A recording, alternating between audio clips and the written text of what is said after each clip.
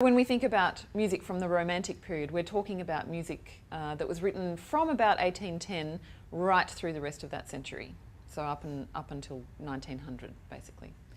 Composers include Beethoven. He was kind of, if you like, the fulcrum between the classical and the Romantic periods, that he straddled both and gave birth to a lot of the notions of the Romantic ideal. Then you've got Schumann, Schubert, all the way through, well, Brahms, Mendelssohn, some of my real favourites, all the way through to Wagner and Strauss and even Mahler. But then we're talking more about symphonic music, less so about chamber music. The Romantic period was a kind of a reaction against the ideals of the classical period that came immediately before it. So all those forms and structures that had been developed and codified, I don't know if they were given a name at that time, it's possible that they were, started to break down.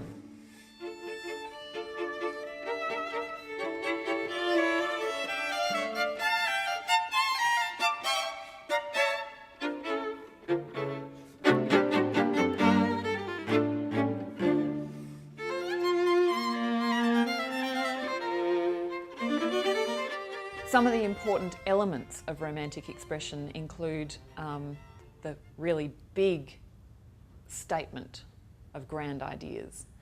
So that manifests itself in larger works, in longer works, in bigger ensembles, longer phrases. On every level, things just kind of got bigger.